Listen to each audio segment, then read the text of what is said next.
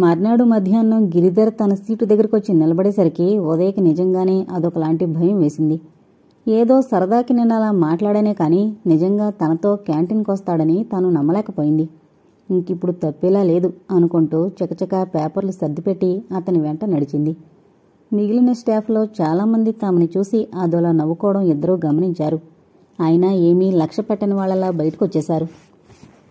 నిన్న హోటల్లో మీతో నేను అన్నమాట దానికే, కానీ తర్వాత ఏంటో మీతో ఎన్నో విషయాలు మాట్లాడాలనిపించింది. మీరు మరోలా అనుకోవద్దు అన్నాడు గిరిధర్ దారిలో. అబ్బే, అనుకోవడానికి ఏముంది ఇందులో అంది ఉదయ. అతన్ని చూస్తుంటే ఏదో ఆత్మీయభావం కలుగుతుందే కాని అల్లరి చిల్లరి వాళ్ళు అనిపించడం లేదు. ఇద్దరూ వెళ్లి ఒక మూలగా ఉన్న కుర్చీలో కూర్చున్నారు. సర్వరు కాఫీ తెచ్చే లోపన కబుర్లోకి దిగారు. మీ నాన్నగారు ఏం చేస్తున్నారు అన్నాడు గిరిధర్. ఉదయ ఒక్కసారి బేలగా అతని వంక చూసింది. మా నాన్నగారు పోయారు. ఇంతవరకు మా అమ్మాయి కష్టపడి సంపాదిస్తూ మా కుటుంబాన్ని పోషిస్తోంది. ఇదిగో ఇకనైనా నాకొక పర్మనెంట్ జాబ్ దొరికితే అమ్మకి కాస్త విశ్రాంతి ఇవ్వాలని నా కోరిక. అయితే మీ ఇంట్లో మీరే పెద్దవారా? అన్నయ్యలెవరూ లేరా? నాకిద్దరు తమ్ముళ్ళు, ఇద్దరు చెల్లెళ్ళు. ఒక్కసారి దిగులుగా నిట్టూర్చాడు గిరిధర్. మీరు చెప్తోంది వింటుంటే జాలేస్తోంది. అయినా ఒక విషయంలో మీరు నాకన్నా అదృష్టవంతులే. నా చిన్నతనంలోనే అమ్మ నాన్న ఇద్దరు కూడా చచ్చిపోయారు. నాకు అన్నయ్యలు, అక్కయ్యలు, చెల్లెళ్ళు, తమ్ముళ్ళు ఎవరూ లేరు. అమ్మమ్మైనా ఉంది కనుక నేను వీరి పంచ వారి పంచ చేరుకోవలసిన అవస్థ లేదు. గిరిధర్ గొంతు ఆర్ద్రంగా పలికింది. ఉదయ అతని వంక జాలిగా చూసింది. అంతకన్నా ఏం మాట్లాడాలో ఆ అమ్మాయికి తెలియలేదు. చూడండి, మీకు అన్నయ్యలు లేరంటున్నారు, నాకు చెల్లెళ్ళు లేరు. మనిద్దరం అన్నా చెల్లెళ్ళుగా మనం లోట్లు తీర్చుకుందాం, ఏమంటారు?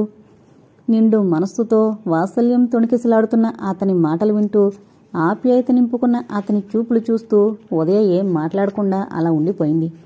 అది వరకు అతన్ని చూస్తుంటే ఏదో ఆత్మీయతాభావమే కలిగేది. ఇప్పుడు సోదర వాత్సల్యము, ఆప్యాయత పొంగి పొరలుతున్నాయి ఆమెలో. మాట్లాడరేం? మళ్ళీ గిరిధరే అడిగాడు. ఏం మాట్లాడమంటారు? నాకు సంతోషంతో అసలు గొంతు పెగళ్డం లేదు. ఏదో ఉక్కిరిబిక్కిరైపోతున్నట్లుగా ఉంది అంది ప్రేమగా అతన్ని చూస్తూ. అయితే అన్నయ్యని ఎవరైనా మీరని పిలుస్తారా? చిరునవ్వుతో మందలింపుగా చూశాడు. ఉదయ వెంటనే ఎలాంటి సమాధానం చెప్పలేదు. నేను నీకంటే పై ఆఫీసర్నని కానీ మన పరిచయం అయ్యి కొద్ది రోజులే అయిందని కానీ ఎలాంటి శంకతో మొహమాటం పెట్టుకోవద్దు. ఇప్పుడు నేను నీతో మాట్లాడుతున్నట్టే చనువుగా ఏకవచనంతో పలకరించి మాట్లాడాలి. ఏం ఇంకా అభ్యంతరమా అన్నాడు అలాగే నవ్వుతూ అభిమానంగా చూస్తూ. కాదు అన్నట్లు సంతోషంగా తల ఊపింది ఉదయ. చెల్లయ్, నువ్వు నాకొక సహాయం చేసి పెట్టాలి. ఏంటది అన్నట్లు చూసింది ఉదయ. మీ స్నేహితురాలు జ్యోతి లేదు, ఆమె వివరాలు కావాలి. ఆ దొలా చూస్తూ అతను అడుగుతుంటే కిలకిలా నవ్వాలనిపించింది ఉదయకి. కానీ అది క్యాంటీన్ అని, చుట్టూ నలుగురు ఉన్నారని గుర్తుకొచ్చి ఆ పని మానేసింది ముసుముసుగా నవ్వుతూ. ఏదో ఒకనాడు నీకు ఆ అవసరం రావచ్చునని నిన్ననే కనిపించింది. అయితే నేనే నీకు సహాయపడాల్సి ఉంటుందని, అది ఇంత త్వరగా నువ్వు నన్ను అడుగుతావని అనుకోలేకపోయాను అంది. అందుకే కాబోలు నేను కాఫీకి పిలిచేసరికి ఎవరో రౌడీని చూసినట్లు చూశావు నిష్ఠూరంగా అన్నాడు గిరిధర్. అలాంటి అభిప్రాయం నాకుండుంటే అసలు వచ్చేదాన్నే కాదు. సర్లే, ఇంతకీ మీ స్నేహితురాలికి పెళ్లి అది ఏమైనా నిశ్చయమైందా? ఆ అమ్మాయి ఏం చెప్తుందో అన్నట్లు భయపడుతూ అడిగాడు. లేదనుకుంటాను. అలాంటిదేదైనా ఉంటే జ్యోతి ముందు నా చెవిన వేయకుండా ఉండదు. అయితే నా కేసు కాస్త రికమెండ్ చేయగలవా మీ స్నేహితురాలతో? అతను ఆత్రంగా సంబరంగా అడుగుతుంటే ఉదయం మనసు అదోలా ముడుచుకుపోయింది. ఎదురుగా ఉన్న కప్పులో పంచదార అందులోని చెంచాతో అటు ఇటు కదిలిస్తూ, నిన్ను గురించి చెప్పడానికి ఓ ప్రయత్నము, రికమెండేషను అలాంటివేం అక్కర్లేదు. కానీ జ్యోతిని గురించి కొన్ని విషయాలు చెప్పాలి నీకు అంది గంభీరంగా. ఏంటది? తెల్లబోయాడు గిరిధర్. జ్యోతి శ్రీధర్ గారి కూతురు అనుకుంటున్నారేమో కదూ? అంటే ఆ వాళ్ళ తనని వాళ్ళింటి దగ్గర దిగబెట్టామని చెప్పింది కదా తను. ఓ అదా? గేటు దాకా సహాయం వెళ్ళానే కానీ నన్ను లోపలికి తీసుకువెళ్ళలేదు తను. వాళ్ళ అంకుల్ ఇంట్లో లేరని, అందుకే నన్ను తీసుకెళ్లి పరిచయం చేయడానికి వీల్లేకపోతుందని చెప్పింది. ఆ అంకుల్ పేరు ఏంటని నేను అడగలేదు. అసలు ఆ ఇల్లు పలానా వారిదని నాకు తెలీదు. ఆ లొకాలిటీ నాకు బొత్తిగా కొత్త. అక్కడ ఎవరూ నాకు తెలీదు. మా ఫ్రెండ్ ఒకడు ఢిల్లీ నుండి ట్రాన్స్ఫర్ అయి ఇక్కడికి కొత్తగా వచ్చాడు. అక్కడ ఎవరింట్లోనో పేయింగ్ గెస్ట్గా అకామిడేషన్ దొరికిందట. ఆ వాళ్ళ నన్ను చూడ్డానికి మా ఇంటికొచ్చాడు. తర్వాత నేను వాడిని రూంలో దిగబడి చూస్తుంటే మీ జ్యోతితో పరిచయం అయిందన్నమాట. అయితే చెప్తాను విను. Annapurna engineering works proprietor Sridhar గారని ఉన్నారు. నువ్వు వినలేదేమో ఆయన గురించి. మన బ్యాంకులో వాళ్ళ అకౌంట్ కూడా ఉంది. ఆయన లక్షాధికారి అని కొందరు, కోటీశ్వరుడని కొందరు అంటారనుకో. ఏదైనా భాగ్యవంతులన్నమాట. ఆయనకి ఒక కూతురు కొడుకు ఉన్నారు. వాళ్లతో సమంగా ఎంతో అభిమానంతో ఈ జ్యోతిని కూడా పెంచుతున్నారాయన. వీళ్ల నాన్నగారికి ఆయనకి చాలా స్నేహం అంట. దీని చిన్నప్పుడే తల్లి తండ్రి పోతే ఈయనే దీన్ని తీసుకొచ్చి పెంచుతున్నారన్నమాట. కన్న తల్లిదండ్రులు చూసిన గుర్తు కూడా దీనికి లేదు అని ఉదయ చెప్తుంటే, పాపం నాలాంటి అభాగ్యురాలేనన్నమాట. నాకైతే అమ్మమ్మైనా ఉంది, తనకు అదృష్టం కూడా లేకపోయింది అన్నాడు గిరిధర్ జాలిగా. ఇంతవరకు ఆయన జ్యోతికి ఎలాంటి లోటు చేయలేదనుకో. అయినా దానికి ఒక్కొక్కసారి ఏదో మొహమాటంగా ఉంటుంది. ఈ బిఏ అయిపోగానే అంకుల్ సహాయంతో ఏదైనా ఉద్యోగం చూసుకుని నా కాళ్ళ మీద నేను నిలబడాలి. వాళ్ళకి ధనానికి కానీ నా పట్ల అభిమానానికి కానీ లోపం లేకపోయినా ఎన్నాళ్ళని నేనిలా ఇంకొకరి దగ్గర ఉండగలను అంటుంటుంది. అది ఎప్పుడు దానిని ఉద్యోగం చేయనిస్తారో, ఇన్నాళ్లు ఎలాగూ పెంచారు కనుక ఒక ఇంటిదాన్ని చేసి బాధ్యత తీర్చుకుంటారో తెలీదు. ఒకవేళ పెళ్లి చేసిన కట్నం కానుకల విషయంలో, చెల్లాయ్, నేనా పెద్ద బంగ్లా చూసి మనసుపడి ఆ ఇంటి అమ్మాయిని పెళ్లి చేసుకుందామని అనుకున్నానని నువ్వు అనుకుంటున్నావా? దెబ్బతిన్నట్లు అడిగాడు. అది కాదనుకో, ఉన్నమాట చెప్తున్నాను. ఒకవేళ స్నేహితుడి కూతురని ఆయనకి కట్నం ఇవ్వాలనున్నా ఆయన భార్యకి ఇష్టం ఉండకపోవచ్చు కదా. ఆయనకిష్టమైనా ఆయన భార్యకి ఇష్టం కాకపోయినా నాకు మాత్రం నయ్యా పైసా అయినా కట్నం తీసుకోవడం ఇష్టం లేదు. పెళ్లి కూడా వాళ్ళేమీ అట్టహాసంగా చేయనక్కర్లేదు. ఆ అమ్మాయిని చేసుకోవడానికి నాకు పర్మిషన్ ఇస్తే చాలు అన్నాడు గిరిధర్. అలాగే, ముందు జ్యోతి అభిప్రాయం కనుక్కుంటాను అంది ఉదయ. చటుక్కున గుర్తొచ్చినట్లే అన్నాడు గిరిధర్. అన్నట్లు నీకు తెలీదనుకుంటాను, నాకు కర్నూలు ట్రాన్స్ఫర్ అయింది. నేను రేపే వెళ్ళిపోతున్నాను. అవును, విన్నట్లే జ్ఞాపకం. కానీ ట్రాన్స్ఫర్ క్యాన్సిల్ చేసుకుని ఇక్కడే ఉండాలని ప్రయత్నిస్తున్నారని చెప్పారెవరో. అది నిజమేనుకో, ప్రయత్నించాను, కానీ వీలు కాలేదు. ఇప్పుడు వెళ్ళి అక్కడ కనీసం 5-6 నెలలుంటే మళ్ళీ ఇక్కడికి వచ్చేలా చూస్తానన్నారు. ఎన్నో సంవత్సరాలుగా అమ్మమ్మకి అలవాటైనట్లుంది. ఈ ఊరిని, ఈ స్వంతింటిని విడిచి రావాలంటే ఆవిడికి చాలా బాధగా ఉంది. పరాయి ఊర్లో అద్దెళ్లలో ఉంచి ఆవిడ్ని వయసులో ఇబ్బంది పెట్టడం నాకు ఇష్టం లేదు. పైగా సిటీ వదిలి వెళ్లాలన్నా కూడా ఎలాగో ఉంటుందనుకో. కానీ ఈసరికి మాత్రం తప్పలేదు. సరే, నువ్వు తిరిగొచ్చేసరికి జ్యోతి సమాధానం సిద్ధంగా ఉంచుతాను అంది ఉదయ. అది నాకు అనుకూలమైన సమాధానం కావాలి అన్నాడు గిరిధర నవ్వుతూ. ఇద్దరూ బయటకొస్తుంటే, మరి ఇప్పుడు అమ్మమ్మని నీతో తీసుకువెళ్ళం లేదా అడిగింది ఉదయ. కొత్త చోట అద్దింట్లో అనుకూలం అది చూసుకోందే ఆవిడని ఎలా తీసుకువెళతాను? అయినా 5-6 నెలల్లో మళ్ళీ ఇక్కడికే ట్రాన్స్ఫర్ చేస్తానని ప్రామిస్ చేశారుగా. చూస్తాను అప్పటి పరిస్థితిని బట్టి అన్నాడు గిరిధర్. ఇద్దరూ లోపలికి వెళ్లి తమ తమ పనుల్లో మునిగిపోయారు. హలో, ఎవరు? జ్యోతేనా? నేను ఉదయన మాట్లాడుతున్నాను. ఏంటి సంగతి? ఫోన్లో అర్జెంటుగా మాట్లాడే విశేషం ఏమైనా ఉందా? మాట్లాడడానికేం లేదు, కానీ రేపు మ్యాట్నీకి జుమ్రాదులో 2 టిక్కెట్లు బుక్ చేస్తున్నాను. నువ్వు 3 గంటలకే హాల్ దగ్గరకు వచ్చేసాయి. రేపా? అవును, రేపు ఆదివారమేగా. ఆ మాత్రం రిక్రియేషన్ అయినా లేకుండా చదవకూడదమ్మాయి, తల వేడికిపోతుంది అంది ఉదయ.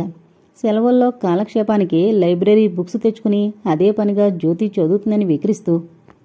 అబ్బా, అది కాదు, అంకుల్ వాళ్ళు వేరే ఏదైనా ప్రోగ్రాం వేస్తారేమోనని. రేపొక్కరోజుకి వాళ్ళ కంపెనీ వదిలి నాకు కంపెనీ ఇవ్వాల్సిందే. నీతో అక్కడ చాలా ముఖ్యమైన విషయాలు మాట్లాడాలి. రేపు నీకు సెలవే కదా, మా ఇంటికి రాకూడదు? అలా అడ్డం దిడ్డం ప్రశ్నలు వేయక చెప్పిన మాట కాస్త బుద్ధిగా వింటావా? సరే బాబు, కసరకు వస్తాలే అని ఫోన్ పెట్టేసింది జ్యోతి. మర్నాడు వాణి క్లాస్ అమ్మాయి బర్త్డే పార్టీ ఉంది. జ్యోతికి వేరే ప్రోగ్రాం ఉందని చెప్పడం వల్ల శ్రీధర్ తన కొడుక్కి, భార్యకి శాంతిలో ఫస్ట్ షోకి టిక్కెట్లు తెప్పించాడు. జ్యోతి బస్సు దిగి జుమ్రాద్ మహల్ ఆవరణలో అడుగుపెట్టేసరికి 3:15 ఆలస్యమైనందుకు ఉదయ చేత చివాట్లు తినాల్సొస్తుందేమో అనుకుంటూ చుట్టూ చూసింది. ఆ సినిమా వచ్చి చాలా రోజులు అవడం చేత, అందులోనూ అది సెకండ్ రన్ అవడం చేత జనం అట్టేమంది లేరు. అక్కడక్కడ పల్చగా ఒకరిద్దరు నిలబడున్నా వాళ్లల్లో ఉదయలేదని గుర్తించడానికి 1 నిమిషం కూడా పట్టలేదు జ్యోతికి. నన్ను 3 గంటలకే రమ్మని తను ఆలస్యం చేస్తోంది, రాని చెప్తాను అమ్మగారి పని అనుకుంటూ అటు తిరిగిన జ్యోతికి గేట్లోంచొస్తున్న గిరిధర్ కనిపించాడు. జ్యోతి 2 చేతులు జోడించి నమస్కారం చేసేలోపునే అతను చిరునవ్వుతో ఆమెని సమీపించి, వచ్చారా? 3 దాటిపై చాలాసేపు అయిపోయిందని ఇంకా మీరు రాలేదేమో అని చూద్దామని అటు బస్టాప్ వైపు వెళ్ళాను అని అతనంటుంటే, నేనొస్తున్నట్లు మీకెలా తెలుసు? అంది జ్యోతి తెల్లబోతూ. ఉదయ్ చెప్పింది అని తను ఉదయం గురించి అలా చనువుగా ఏకవచనంతో చెప్పడం జ్యోతి ఏమైనా అనుకుంటుందేమో అన్నట్లు మళ్ళీ మొదలుపెట్టాడు. అన్నట్లు మీకు తెలుసా, ఉదయ నాకు చెల్లెల వరుస అవుతుంది. ఒకనాడు బ్యాంకులో మాటల సందర్భంలో బయటపడింది ఈ చుట్టరికం. అలాగా, అది సరే, నేను త్వరగా రమ్మని చెప్పిన మనిషి తనేమిటి ఇంకా రాలేదు? తను రాదు, మన కోసమే ఈ ప్రోగ్రాం ఏర్పాటు చేసింది అని అతను నిదానంగా అంటుంటే జ్యోతికి కోపం వచ్చేసింది. ఏంటి దాని ఉద్దేశం? అంది చిరాగ్గా. ఇక్కడ మన మాటలు ఎవరికీ వినిపించకపోయినా మీ ముఖం చూస్తేనే అందరికీ తెలిసిపోతుంది మనిద్దరం పోట్లాడుకుంటున్నామేమో అని. అందుచేత లోపలికి వెళ్ళి కూర్చుని మాట్లాడుకుందాం పదండి అన్నాడు అతను సౌమ్యంగా. జ్యోతి మాట్లాడలేదు. ప్లీజ్ పదండి, నా వల్ల మీకు ఎలాంటి అమర్యాద అవమానం జరగదని మాటిస్తున్నాను. ఉదయం ఇలా చేయడానికి కారణం అది వివరం చెప్తాను.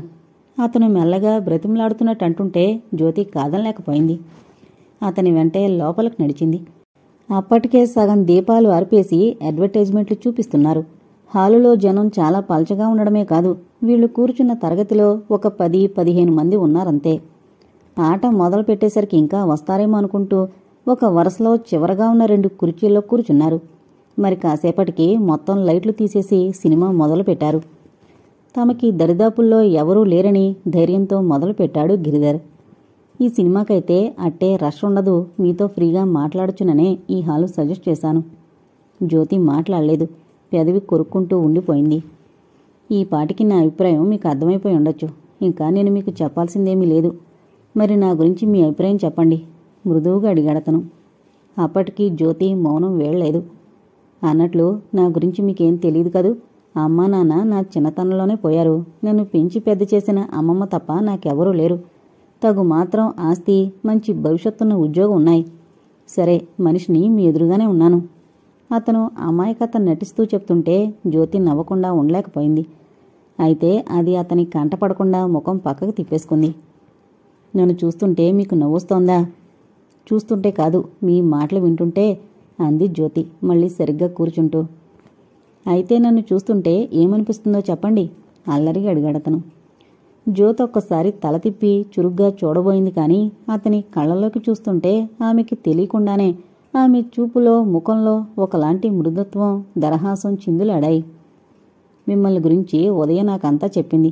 మీ తల్లిదండ్రులు కూడా మీ చిన్నతనంలోనే పోయారని, శ్రీధర్ గారే మిమ్మల్ని పెంచి పెద్ద చేశారని చెప్పింది. నాకు అభ్యంతరం ఏం లేదు, మీ అభిప్రాయం కూడా చెప్తే. ఒక్క క్షణం జ్యోతి ఏం మాట్లాడలేకపోయింది. గొంతుకేదో అడ్డుపడినట్లయి కళ్ళు బరువుతో వాలిపోతున్నట్లు, బుగ్గలు వేడెక్కిపోతున్నట్లు అనిపించసాగింది. ప్లీజ్ మాట్లాడండి బ్రతిమాలుకుంటున్నట్లు అడిగాడు. మా అంకుల్ని అడగండి అంది జ్యోతి అతి మెల్లగా. గిరిధర్కి ఆందోళన ఎక్కినంత సంతోషం కలిగింది. తెరవైపు చూస్తున్నట్టు అటు తిరిగి కూర్చున్నవాడల్లా చటుక్కున పూర్తిగా ఆమె వైపుకు తిరిగిపోతూ అనురాగంతో ఆమె చెయ్యందుకుని, అయితే మీకిష్టమే అన్నమాట అన్నాడు. అతని గొంతులో పులకరింత, సౌకుమార్యం జ్యోతి మనసుకి గిలిగింత పెట్టినట్లయింది. అందరూ చూస్తారు, సరిగ్గా కూర్చోండి అంటూ మెల్లగా చేయి విడిపించుకుంది జ్యోతి. ఎందుకంత భయం?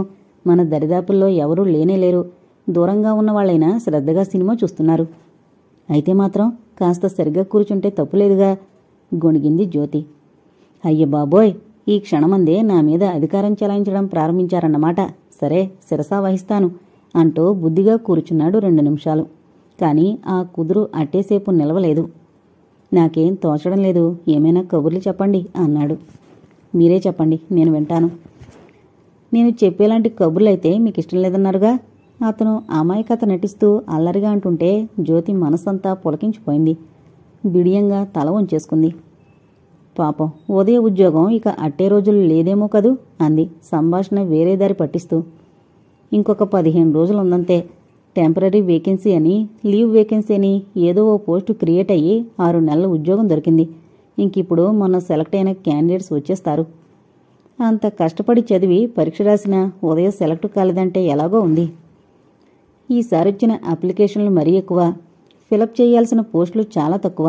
అందులోనూ బ్యాంకులో పనిచేసి రిటైర్ అయిన వారి పిల్లలకి, చచ్చిపోయిన వారి పిల్లలకి కొన్ని పోస్టులు ముందే రిజర్వ్ అయిపోయాయి. అంటే వాళ్ళు పరీక్ష రాయనక్కర్లేదా? కుతూహలంగా అడిగింది జ్యోతి. వాళ్ళైతే ఆ మాట అన్నారనుకోండి.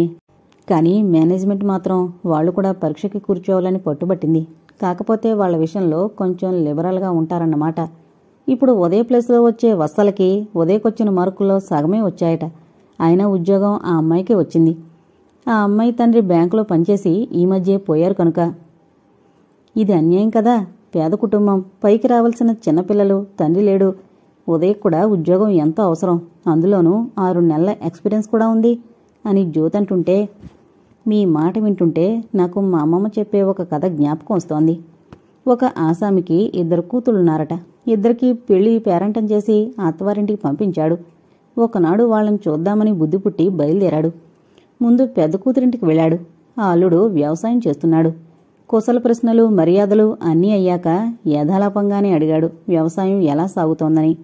కూతురు సమాధానం చెప్పింది. ఈ సంవత్సరం ఇంతవరకు ఒక్క వానైనా పడలేదు. నారుమడి పూర్తిగా ఎండిపోతోంది. పోనీ ఇంజన్తో తోడించి మడికి నీరు పెడదామంటే బావిలో ఒక్క చొక్కైనా నీరు లేదు. ఇవాళ రేపట్లో కనుక వాన పడకపోతే ఈ ఏడు తిండి గింజలకు కూడా ముఖం వాచాలి మేము అని. భగవంతుడు అంత నిర్దయుడు కాడమ్మా. అక్కడక్కడ మబ్బు అలుముకుంటోంది. ఇవాళ రేపో పెద్ద వర్షం కురుస్తోంది. మీ చేను లక్షణంగా పండుతుంది అని కూతురికి ధైర్యం చెప్పి చిన్న కూతురింటికి బయలుదేరాడు. చిన్నల్లుడిది కొండలు కూజాలు చేసి అమ్మే వృత్తి. సరే, అక్కడ కూడా కుశల ప్రశ్నలు అవే అయ్యాక అల్లుడి వ్యాపారం ఎలా ఉందమ్మా అని అడిగాడు. ఇంతకు ముందుదాకా బాగానే ఉందనుకో. ఇవాళ ఆ ఉత్తర దిక్కున మేఘం చూస్తుంటే గుండె గుబేలమంటోంది. పెద్ద బేరమేదో వచ్చిందట. అర్జెంటుగా కావాలని, తన ఒక్కడి వల్ల కాదని కూలిచ్చి ఇంకా మనుషుల్ని తీసుకొచ్చి బోళ్లంత సరుకు తయారు చేశారు. కాస్త కొద్ది రోజులు చినుకు పడకుండా ఉంటే అవన్నీ ఆరిపోతాయి. ఇవాళ రేపట్లో వర్షం కురిసిందో ఆ శ్రమంతా నీళ్లపాలే. వచ్చిన బేరం చేజారిపోవడమే కాకుండా తెచ్చుకున్న మనుషులకిచ్చిన కూలి డబ్బులు కూడా దండగవుతాయి. ఆ భగవంతుడు ఏం చేస్తాడో అందట ఆకాశం వంక చూసి నమస్కారం చేస్తూ. ముసలతన్ నోట మాట రాలేదు. ఒక్క క్షణం 2 తన కూతుళ్లే, 2 బాగు తనకి కావాలి. కానీ ప్రస్తుత పరిస్థితుల్లో ఒకరికి న్యాయం జరిగితే ఇంకొకరికి అన్యాయం జరుగుతుంది. ఒకరికి మేలు జరిగితే మరొకరు నష్టపోతారు. వాన పడ్డం పడకపోవడం తన చేతిలో లేదని తెలిసినా కనీసం భగవంతుడినైనా ఏమని ప్రార్థించాలో అతనికి తోచలేదు. చివరికి ఎవరి అదృష్టం ఎలా ఉంటే అలా జరుగుతుందనుకుని కూతురికేవో 4 చల్లని మాటలు చెప్పి ఇంటిముఖం పట్టాడు. అలాగే ఉదయ్కి ఉద్యోగం రాకపోవడం అన్యాయం మన దృష్టిలో. మరి అన్ని సంవత్సరాలు ఆ అమ్మాయి తండ్రి ఆ సంస్థ కోసం శ్రమించి అర్ధాంతరంగా చచ్చిపోయి ఆ కుటుంబం ఇబ్బందుల్లో ఉన్నప్పుడు ఆ అమ్మాయికి ఉద్యోగం ఇవ్వకపోవడం వారి దృష్టిలో అన్యాయం. పోనీ 2ని తీసుకోవచ్చుగా. అలాంటి అవకాశం లేకపోయిందని ముందే చెప్పానుగా. అయినా ఉదయ్కి అన్యాయం జరగదులేండి. ఏంటో పాపం ఈ 6 నెలల నుండి కాస్త ప్రశాంతంగా బ్రతుకుతున్నారు వాళ్ళు. అంకుల్ ఇంకా చాలా చోట్ల ప్రయత్నిస్తున్నారు కానీ ఇంకా ఏదీ కలిసి రాలేదు. పోనీ అంకుల్ ఆఫీస్లోనే తాత్కాలికంగా ఒక పోస్టు క్రియేట్ చేసి ఉదయ్కి ఇవ్వచ్చు. కానీ దానం చేసినట్లుగా ఉండే ఆ ఉపకారాన్ని అది స్వీకరించడానికి బాధపడుతుందేమో. నిజంగా మీలాంటి స్నేహితురాలు దొరకడం ఉదయ్ అదృష్టం. ఎదుటివారి ఫీలింగ్స్ని, సెంటిమెంట్స్ని ఇంత విశాల హృదయంతో అర్థం చేసుకోగల వాళ్ళు చాలా తక్కువ మంది ఉంటారు. మీ అంకుల్ ఎలాగా ప్రయత్నిస్తున్నారనుకోండి. నాకు తోచిన ప్రయత్నం నేను చేస్తున్నాను. మా ఫ్రెండ్ చంద్రశేఖర్ అని ఒక అతను రీసెర్చ్ ల్యాబ్లో పనిచేస్తున్నాడు. అక్కడేవో వేకెన్సీలు ఉన్నాయట అడ్మినిస్ట్రేషన్ సైడు. రేపు ఉదయ్ చేత అప్లికేషన్ ఫామ్ రాయించుకుని వాడికి ఇద్దామనుకుంటున్నాను. కాస్త సహాయం చేయమని చెప్తూ. నిజంగానా? మీలాంటి అన్నయ్య దొరకడం కూడా దాని అదృష్టం అనాలి అంది జ్యోతి సంతోషంగా. చాలాసేపు మాట్లాడడం వల్ల ఇద్దరికీ కొత్త పోయి ఒకలాంటి దగ్గరతనం, స్వంత విషయాలు మాట్లాడుకునే చొరవ వచ్చాయి. నేను ఈ మధ్య ఒక 5-6 నెలలు ఈ ఊళ్ళో లేను అన్నాడు గిరిధర్. అవునంట, ఉదయ్ చెప్పింది. ఇన్ని రోజుల్లోనూ మీరు ఒక్కసారైనా నన్ను తలుచుకునుండ్రు. కానీ నాకైతే ప్రతి నిత్యం రాత్రింబవళ్ళు మీ ధ్యాసే, మిమ్మల్ని గురించిన ఆలోచనే. అతను ఆమె చెయ్యందుకుని మృదువుగా వేళ్లు నిమురుతూ చెప్తుంటే జ్యోతి అభ్యంతరం పెట్టలేదు. తల కొద్దిగా ఉంచుకుని వింటూ కూర్చుండిపోయింది. నేను చెప్పిన మాట మీ స్నేహితురాల్ని అడిగావా? ఏమన్నారు అని ఉదయ్ ఉత్తరం రాస్తే బాగుండదేమో అనిపించేది. ఎలాగో అక్కడి నుండి మళ్ళీ ఇక్కడికి ట్రాన్స్ఫర్ అయింది. నేనప్పుడు వెళ్లేసరికి మొదట ఉదయకొచ్చిన ఉద్యోగం 3 నెలల వేకెన్సీయే. ఇంకిప్పుడు ఉదయ అక్కడ ఉందో లేదో, లేకపోతే ఎలాగో వాళ్ళ ఇంటి అడ్రస్ కనుక్కుని వెళ్ళాలి. అన్ని సంగతులు తెలుసుకోవాలి అనుకుంటూ బ్యాంకులో అడుగుపెట్టిన నాకు అక్కడ ఉదయం ఉండడం ఎంతో సంతోషం కలిగించింది. అంటే మళ్ళా ఇంకో టెంపరరీ వేకెన్సీ వస్తే తననే వేశారట. ఎలాగో మధ్యాహ్నం దాకా ఓపిక పట్టి తర్వాత హోటల్కి తీసుకెళ్ళి అడిగాను. నిన్న శనివారం కావడం నా అదృష్టం. జ్యోతి ఒకసారి కనిపిస్తే నువ్వు ఊళ్ళో లేవని మాటల సందర్భంలో చెప్పాను, అంతే, ఇంకేం చెప్పలేదు. రేపెప్పుడైనా మీరిద్దరూ కలుసుకునే ఏర్పాటు చేస్తాను, నువ్వే అడుగు అంది. నాకు మొదట్లో కాస్త ఎలాగో అనిపించినా ఇది సరదాగానే ఉంటుందనిపించింది. అయినా తీరా మీరు కాదనేస్తే ఆ డిసప్పాయింట్మెంట్కి తట్టుకోలేనేమోనని. నీకేమనిపిస్తుంది అని అడిగాను ఉదయని. నువ్వు అడిగితే కాదందేమో అంది అని అతను చెప్తుంటే, దానికి ఎంత ధైర్యం అంది జ్యోతి బిడియంగా. ప్రాణ స్నేహితురాళ్ళు ఆ మాత్రం ఒకరి మనసులో మాట ఇంకొకరు గ్రహించలేరా? నిన్ననే ఏదైనా ప్రోగ్రాం వేద్దామనుకుంది. అప్పటికే మ్యాట్నీ టైం అయింది. ఫస్ట్ షోకి వస్తే మీరొక్కరే ఇంటికి వెళ్లడం ఇబ్బంది అవుతుందని రానంటూ రాత్రి ఆలోచించి చివరికి ఇవాళ్టికి ఫిక్స్ చేసింది ప్రోగ్రాం. జ్యోతి ఏం మాట్లాడలేదు. నిజానికి మనం వచ్చింది సినిమా చూడ్డానికి కాదనుకోండి, కబుర్లు చెప్పుకోవడానికి. సగంలో వచ్చిన ఇబ్బంది లేదు. అయితే నిన్న సాయంకాలం 4 గంటలకు మ్యాట్నీకి రమ్మంటే మీరు మీ ఇంట్లో వాళ్ళు కూడా ఆశ్చర్యపోతారు. కిసుక్కున నవ్వింది జ్యోతి. మీ అంకుల్ని కలుసుకోవడానికి ఎప్పుడు రమ్మంటారు? ఉదయనే అడగండి. అన్నింటికీ దాన్నే పెద్దరికం వహించనివ్వండి. మా అంకుల్ దగ్గర దానికి కూడా చనువెక్కువ. అదైతే అసలు మనకి మొదటి పరిచయం ఎలా అయిందో అన్నీ చెప్పగలదు. నాకెంత చనువున్నా ఇలాంటి విషయాలు మాట్లాడాలంటే గొంతు పెగలదు. మెత్తగా నవ్వాడు గిరిధర్. జ్యోతి తల ఉంచుకుంది. పరీక్షలు ఎలా రాశారు? బాగానే. క్లాస్ వస్తుందా? యూనివర్సిటీకి ఫస్టా? ఉదయపైత్యం మీకు ఎక్కినట్లుందే. చటుకుననేసి నాలుగు కరుచుకుని సారీ అంది జ్యోతి. ఈ మాత్రానికేనా? అభిమానం ఉన్నవాళ్లతో మనం ఎంత జాగ్రత్తగా మాట్లాడాలనుకున్నా చనువుగానే వస్తాయి మాటలు, మనకి తెలియకుండానే. ఇంకా మీరు కూడా ఆ కాస్త బెంకం వదిలి నాలా ఫ్రీగా మాట్లాడండి. జ్యోతి మాట్లాడలేదు. సినిమా ఇంకా 10 నిమిషాలు ఉందనగానే గిరిధర్, జ్యోతి లేచొచ్చేశారు. నిన్న చూసిన సినిమా కదేమిటని ఎప్పుడైనా ఉదయ్ అడిగితే ఏం చెప్పాలో తోచడం లేదు. అదేమిటో కాస్త మీరైనా నాకు చెప్తే. అతను అల్లరిగా అడుగుతుంటే చురుగ్గా చూసింది జ్యోతి. ఉదయ అతన్ని అడగడం సరే, ఇంటికి వెళ్లగానే వాళ్ళు అడిగితే తనేం చెప్పాలో తెలియలేదు జ్యోతికి. అతను ఆ మాటే అడిగేసరికి ఒక్క క్షణం ఆలోచించి, ఉదయ తన ఉద్యోగ గొడవలేవో చెప్తూ కూర్చుంది. నేను వింటూ కూర్చున్నాను. ఇద్దరం కూడా సినిమా చూడలేదు అని చెప్తాను అంది. గొడవలేమిటి? అదే ఇందాక మీరు చెప్పిన విషయాలన్నీ చెప్పేస్తాను చిలిపిగా అంది జ్యోతి. గడుసువారే మెచ్చుకున్నాడు గిరిధర్.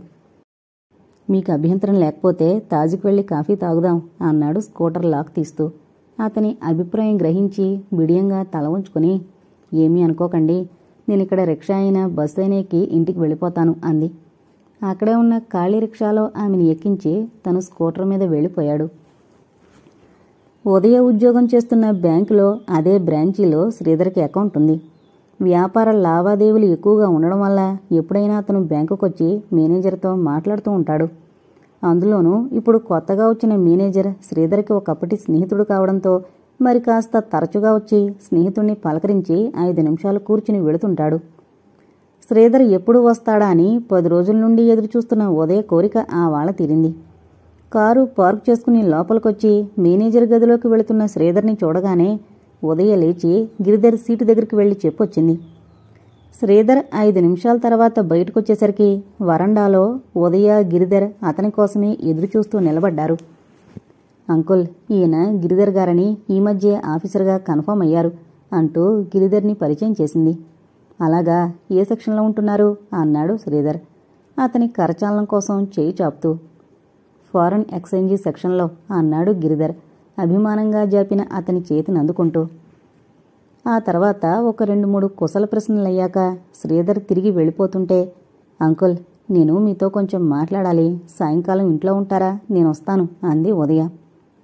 నువ్వు మాట్లాడాలి వస్తాను అని అంటుంటే నేను ఉండకుండా వెళ్ళిపోతానా? అది కాదంకుల్, మీకు మరేదైనా అర్జెంటు పనుందేమోనని. నోనో, అదేం లేదు, తప్పకుండా రా అని గిరిధర్తో కూడా చెప్పేసి బయటకొచ్చేశాడు శ్రీధర్. సాయంకాలం 5 గంటలు దాటింది. ఆఫీసు పనంతా ముగించుకుని ప్రొపరేటర్ గారు వెళ్లడం కోసమే కనిపెట్టుకునున్నారు స్టాఫ్ అంతా. నాకు కొంచెం పనుంది, నేనింకా ఉంటాను, మీరంతా వెళ్ళిపోవచ్చు అని శ్రీధర్ అందర్నీ పంపించేశాడు. ఆ తలుపులన్నింటికీ తాళాలు వేసి ప్రొపరేటర్ గారు వెళ్ళాక ఆ గది తలుపు కూడా వేసి ఇంటికి వెళ్ళిపోవడానికని వరండాలో కూర్చున్నాడు బంట్రోతు.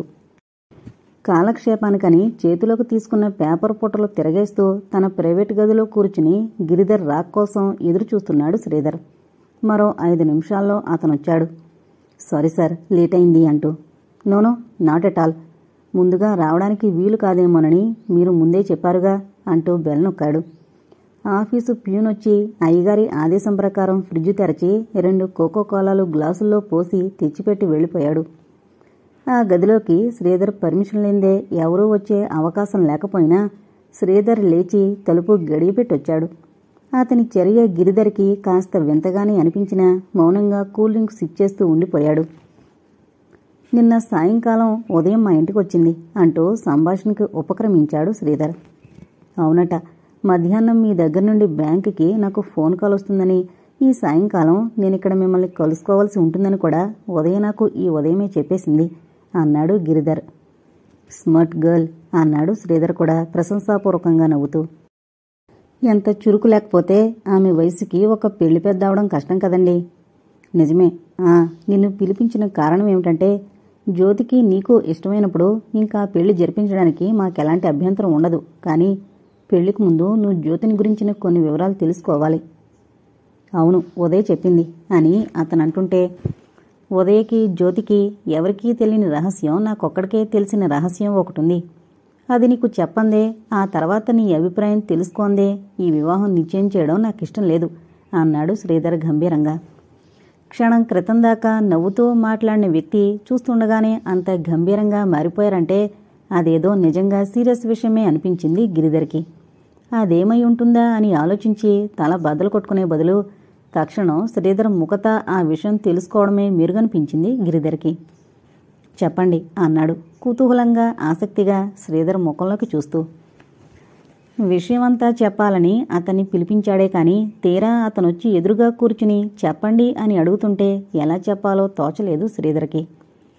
టేబుల్ మీదున్న పేపర్ వెయిట్ ఇటూ అటూ కదిలిస్తూ మౌనంగా ఉండిపోయాడు కొద్ది క్షణాలు. గతాన్ని గుర్తు చేసుకుంటూ జరగబోయేదాన్ని ఊహించుకుంటుంటేనే అతని మనసు భయాందోళనలతో ముడుచుకుపోతోంది. ఈ రహస్యాన్ని ఎప్పుడప్పుడు ఛేదించక తప్పదు, ఇలాంటి సన్నివేశాన్ని ఎప్పుడప్పుడు ఎదుర్కోక తప్పదు అని నిర్ణయించుకున్న వాళ్ళ ఒక్కసారి గొంతు సవరించుకుని కొద్దిగా తల ఉంచుకుని చెప్పడం మొదలుపెట్టాడు. నా మొదటి భార్య చచ్చిపోయిందని మీకు తెలుసుననుకుంటాను. అవును, విన్నాను అన్నాడు గిరిధర్. సరే అయితే ఇప్పుడు నేను చెప్పేదంతా పూర్తిగా విని ఆ పైన ఏమైనా సందేహాలుంటే అడగండి. మధ్యలో మాత్రం నా మాటలకు అడ్డు రావద్దు.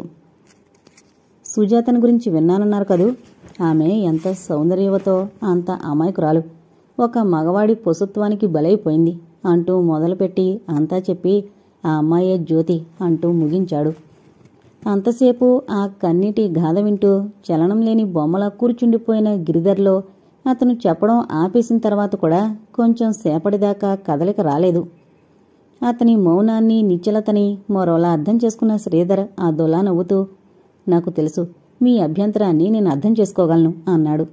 కథ వినగానే మొదట ఎలాగో అనిపించినా చివరికొక నిశ్చయానికొచ్చి, లేదు అలా కాదు, మీరు చూపించిన ఔదార్యం ముందు, మేరు పర్వతం లాంటి మీ ఔన్నత్యం ముందు నా సహృదయత ఎంత తక్కువగా కనిపిస్తుందో అంచనా వేసుకోవడానికి ప్రయత్నిస్తున్నాను అన్నాడు గిరిధర్ ఆర్ద్రంగా.